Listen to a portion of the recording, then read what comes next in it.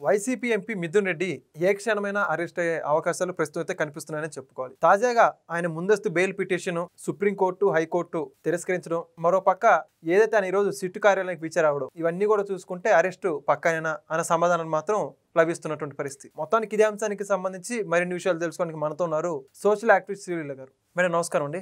నమస్తే అండి. మేడం, మిథున్ రెడ్డి ఇన్ని రోజులు చూసుకుంటే అసలు మద్యం కుంభకోణానికి సంబంధించి తన పేరు బలంగా వినిపిస్తున్నప్పటికీ తన ఆధారాలన్నీ కూడా సిట్టు సేకరించినా కూడా ఎప్పుడు కూడా విచారణకు హాజరు కాలేదు.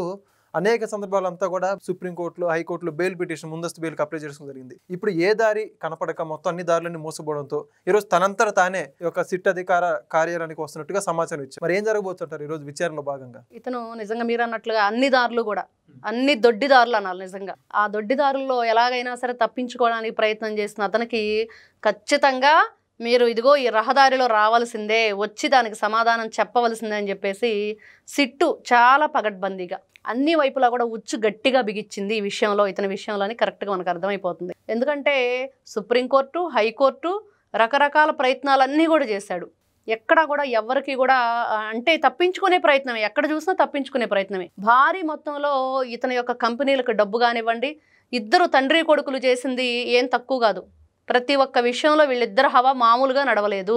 ఇతనేమో ఎంపీగా, తండ్రి ఎమ్మెల్యేగా ఏ విధంగా వీళ్ళ రౌడీజాన్ రాక్షసమైన మనస్తత్వాన్ని వీళ్ళు ఉపయోగించారు అనంటే, మరి కొంతమందికి పెద్ద పెద్ద మీటింగులు జరిగినప్పుడు వైఎస్ఆర్సీపీ పార్టీలో దళితులకి వాళ్ళు విలువ ఇవ్వకపోవటం, మరి అదే విధంగా ఇక్కడ చూస్తే ఈ మద్యం కుంభకోణంలో ఇతనే ఎందుకు పాత్రధారి, సూత్రధారి అంటే, మరి ఎవరైతే విజయసాయి రెడ్డే చెప్పాడు స్వయంగా, మిథున్ రెడ్డి కూడా వచ్చాడు, ఆ మీటింగ్లో పార్టిసిపేట్ చేశారు, మా ఇంట్లోనే పెట్టామని చెప్పిన తర్వాత కూడా నాకు సంబంధం లేదు, వీళ్ళంతా కూడా అబద్ధాలు చెప్తున్నారు, మా పార్టీ నుంచి బయటికి వెళ్ళిన తర్వాత విజయసాయి రెడ్డి, జగన్మోహన్ రెడ్డి కూడా చెప్పాడు విశ్వసనీయత లేదు విజయసాయి రెడ్డికి, అందుకనే పార్టీ నుంచి వెళ్ళిపోయాడు అని. అంటే విశ్వసనీయత అంటే ఏంటి అర్థం? మీ గురించి నిజాలు చెప్పకపోవటమా, చెప్పకుండా ఉండాలా, మీ గురించి ఏ విషయం తెలిసినా కూడా తెలియనట్టు ఉండాలా? అతను పూర్తిగా తెలిసిపోయిన తర్వాత ఇక్కడ చూసాం, ఇక్కడ ఢిల్లీ స్థాయిలో వీళ్ళ విజయసాయి రెడ్డి అల్లుడు కూడా ఉన్నాడు మద్యం కుంభకోణంలో. మరి అతను కానివ్వండి, ఇతను కానివ్వండి, ఇద్దరు కూడా మరి కవితను అరెస్ట్ చేయడానికి కారణం విజయసాయి రెడ్డి అల్లుడు. ఇక్కడ చూస్తే వీళ్ళందరినీ అరెస్ట్ చేయడానికి విజయసాయి రెడ్డి మామ అల్లుళ్ళు కలిసి మొత్తానికి వీళ్ళ భరతం పట్టారు అనేది మాత్రం క్లియర్ గా అర్థం అవుతుంది. ముఖ్యంగా మిథున్ రెడ్డి మరి అన్ని దారులు, నిజంగా ఎన్ని రకాల దొడ్డిదారుల్ని మరి ఈ దోపిడీదారులు ఉపయోగించుకున్నారో అన్ని మూసుకుపోయినాయి. ఈ దోపిడీదారులు ఖచ్చితంగా వచ్చి అక్కడ సిట్ ముందు కూర్చొని అన్ని విషయాలు చెప్పాల్సిందే అని అంటే నిజంగా చెప్తాడా? మరి రాజు కసిరెడ్డి లాగా తను కూడా ఏ విషయం చెప్పినా నేను ఇంతటితో నా పని సమాప్తి, ఇదే నాకు చివరి రోజు, ఇదే ఆఖరి నిమిషం, నేను ఇంక ఊపిరి కూడా తీసుకోలేను అనే పరిస్థితికి వస్తాడా? మనం గతంలో చూసాం, వీళ్ళ తండ్రి ఏమో కాలు జారి బాత్రూంలో పడి చెయ్యి కొట్టుకున్నారని చెప్పారు.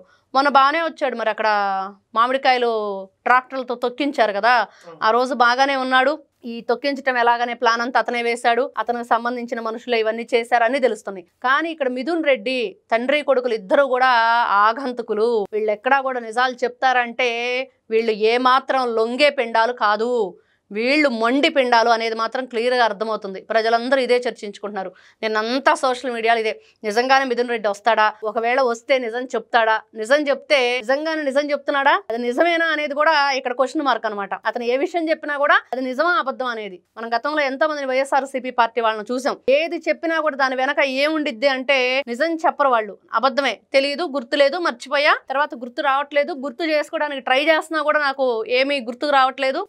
అప్పుడప్పుడు వీళ్ళకి మతిమరుపు వచ్చింది అనమాట. ఎప్పుడంటే కరెక్ట్గా పోలీసులు విచారణ చేసినప్పుడే మతిమరుపు వస్తుంది. మరి అవన్నీ వింటూ చూస్తూ ఉన్న తర్వాత కూడా ఈ రోజున మిథున్ రెడ్డి రాబోతున్నాడు, ఇంకా ఖచ్చితంగా అతనికి వేరే దారి లేదు, గత్యంతరం లేకే ఇక్కడికి వస్తున్నాడు అని అంటే నిజంగా చెప్తాడా చెప్పడా అనేది మాత్రం ఒక పెద్ద క్వశ్చన్ మార్క్ లానే ఉండిపోతుంది. మరి అయితే ఇప్పుడు మిథున్ రెడ్డి దానికి ముందు మాట్లాడుతూ అసలు లిక్కర్ స్కామ్ సంబంధించి ఆధారాలు లేవు, అక్రమ కేసులు బనాయిస్తున్నారు, ఏదైతే కూటమి ప్రభుత్వం కుట్రపూరిత రాజకీయాలు చేస్తుందని చెప్పేసి చెబుతున్నారు, ఏంటంటారు దాని గురించి? బాబాయ్ హత్య కేసులో కూడా అదేగా చేశారు. బాబాయ్ హత్య కేసులో ప్రతి ఒక్కరికి తెలుసు, దస్తగిరే చెప్పాడు. జగన్మోహన్ రెడ్డి ఫోన్ చేసి దస్తగిరికి, మరి వాళ్ళంతా కూడా సునీల్ యాదవ్ కానివ్వండి, ఇంకొకరు కానివ్వండి, వాళ్ళందరూ చెప్పారంట, గొడ్డలు కొనక్కరా, కదిరి వెళ్ళి మరి నీకు ఇన్ని కోట్లు ఇస్తాము, ఇన్ని లక్షలు ఇస్తాము, లేపేయాలని చెప్తే, పోండ్రా బాబు మీరేంటి పిచ్చి మాటలు ఇవన్నీ కూడా ఊరకేదో చెప్తున్నారులే, జోక్ చేస్తున్నారు అనుకున్నాడు. అంటే ఒక మనిషిని లేపేయటం కూడా వాళ్ళకి జోక్ లాగా ఉంది. జోక్ చేస్తున్నాడంటే ఆహా కాదని చెప్పేసి మరుసటి రోజు వాళ్ళ ఇంటికి పిలిపించి ఫోన్ చేశారంట. ఫోన్లో ఎవరున్నారంటే జగన్మోహన్ రెడ్డి ఉన్నాడు. జగన్మోహన్ రెడ్డి మాట్లాడుతూ దస్తగిరి నీకేం కావాలంటే నేను చూస్తాను, వాళ్ళు ఏ పని చెప్తే ఆ పని చేయి అన్నాడంట. అతనే స్వయంగా మరి చెప్పిన విషయాలు ఇవన్నీ. ఎవరు? దస్తగిరి. మీడియా ముఖంగా మరి వీళ్ళందరూ కూడా మరి చెప్పి ఇదంతా చేసింది వాళ్ళు, చేయించింది జగన్మోహన్ రెడ్డి అని చెప్పి తెలుస్తుంది.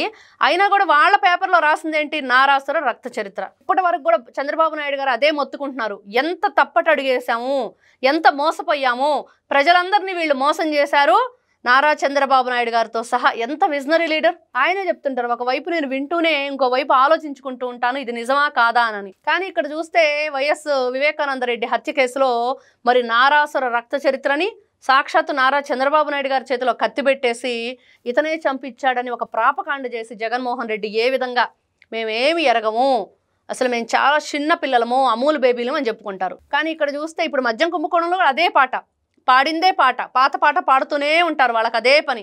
తెలీదు, గుర్తులేదు, మర్చిపోయా అనే పదాలు ఎట్లా ఉన్నాయో వాళ్ళకి ఇదో స్క్రిప్ట్ అనమాట. ప్రతి ఒక్కరు అదే చదువుతూ ఉంటారు. ఈ మధ్యకాలంలో చూస్తే వీళ్ళ స్క్రిప్ట్ని తెలంగాణలో బీఆర్ఎస్ వాళ్ళు కూడా యూజ్ చేసుకుంటున్నారు, హరీష్ రావు వీళ్ళంతా కూడా. మరి ఇన్ని విధాలుగా ఉన్న వీళ్ళు మరి మాకు సంబంధం లేదంటే ఎవరు నమ్ముతారు? ఎట్లా నమ్ముతారు?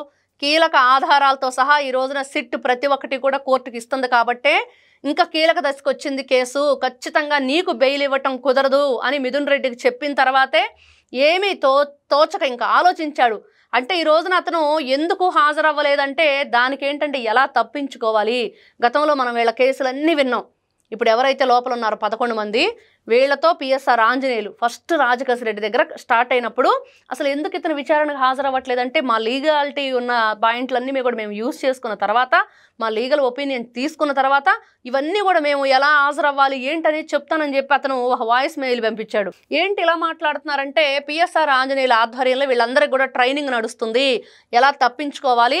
పూర్తిగా ఈ తప్పించుకునేవన్నీ కూడా ఈ దారులన్నీ మూసుకుపోయాక మరి ఒకవేళ హాజరవ్వాల్సిన పరిస్థితి వస్తే కనుక అప్పుడు మీరు ఎట్లాంటి క్వశ్చన్స్ ఎదుర్కొంటారు, అక్కడ ఆ క్వశ్చన్స్కి మీరు ఏం ఆన్సర్ చేయాలి, ఇవన్నీ కూడా వీళ్ళకి ట్రైనింగ్ అయి ఉన్నారు. ఈ రోజున మిథున్ రెడ్డి కూడా అదే తను ఒకసారి రిహార్సల్ చేసుకొని ఈ రోజున బయటకు వచ్చేస్తున్నాడు అంటే చాలా కీలకమైన పరిణామం. ఇక్కడ ఖచ్చితంగా ఇక్కడ సిట్టు యొక్క ఏదైతే వాళ్ళ టాలెంట్ ఉందో దాన్ని అంతా ఉపయోగించాల్సి వస్తుంది. మరి అంత కేడీలు కిలాడీలు ఇట్లాంటి వ్యక్తుల్ని వదిలిపెట్టాలా అంటే వదిలిపెట్టకూడదు. వీళ్ళ ఆస్తుల్ని జప్తు చేయాలి. ఎంతమంది అండి ఇప్పుడు బెడ్ రీడర్లో ఉన్నారు, ఎంతమంది ప్రాణాలు లేకుండా పోయారు, వాళ్ళ జీవితాలతోటి పాపం ఆ పసిపిల్లల తండ్రులు భార్యలు ఎంతమంది ఈ రోజున.